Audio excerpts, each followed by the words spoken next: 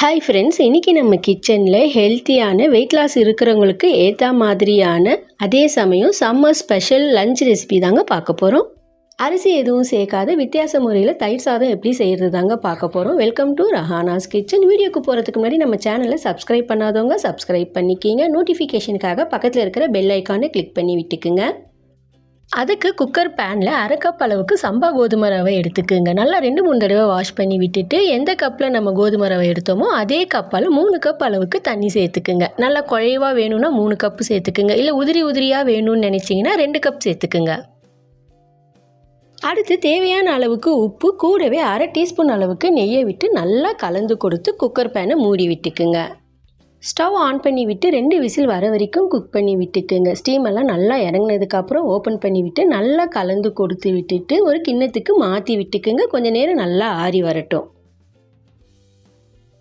நல்லா ஆறினதுக்கப்புறம் கெட்டியான தயிர் அரை கப் அளவுக்கு சேர்த்துக்குங்க. கூடவே காய்ச்சி ஆற வச்ச பால் 1/4 கப் அளவுக்கு சேர்த்து நல்லா கலந்து கொடுத்துக்குங்க.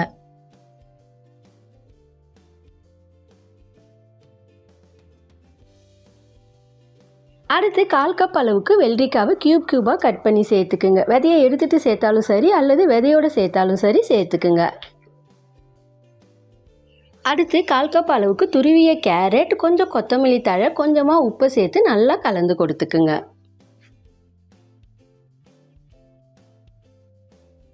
அடுத்து இன்னொரு பக்கம் தாளிப்பு கரண்டியில் 1 டீஸ்பூன் அளவுக்கு தேங்காய் எண்ணெய் விட்டுக்குங்க. தேங்காய் எண்ணெய் காஞ்ச உடனேயே அரை டீஸ்பூன் அளவுக்கு கடுகு உளுத்தம்பருப்பு, அரை டீஸ்பூன் அளவுக்கு சீரகம், கூடவே ஒரு பச்சை மிளகாய், கொஞ்சம் கருவேப்பிலையை சேர்த்துக்குங்க. எல்லாம் நல்லா பொரிஞ்ச உடனே தாளிப்பு கரண்டியில் பொரிஞ்சது எல்லாத்தையும் ஒரு பக்கமாக தள்ளி விட்டுட்டு 10 நம்பர் போல் கருப்பு உலர் திராட்சையை சேர்த்துக்குங்க. இது ஆப்ஷனல் தாங்க. உலர் திராட்சை நல்லா புஃப்னு உப்பி வர வரைக்கும் வறுத்து விட்டுக்குங்க.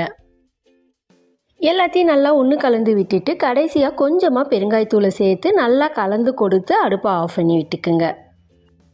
தாளிப்பை தயிர் சாதத்து கூட சேர்த்து நல்லா கலந்து கொடுத்துக்குங்க.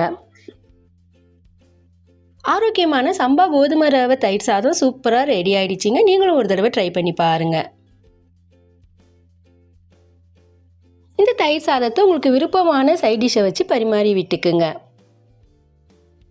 அது மட்டும் இல்லாமல் நம்ம சேனலில் தயிர் சாதம் லவர்ஸுக்காக ஆரோக்கியமான சங்குப்பூ தயிர் சாதம், க்ரீமியான தயிர் சாதம், சிறுதானிய தயிர் சாதம்னு பலவிதமான தயிர் சாதம் அப்லோட் பண்ணியிருக்கேங்க. லிங்க் டிஸ்கிரிப்ஷன் பாக்ஸில் தர, தேவைப்படுறவங்க செக் பண்ணிக்கிங்க. இந்த வீடியோ உங்களுக்கு பிடிச்சிருந்தால் லைக் பண்ணுங்கள். பக்கத்தில் இருக்கிற ஹை பட்டனை கிளிக் பண்ணி சப்போர்ட் பண்ணுங்கள்.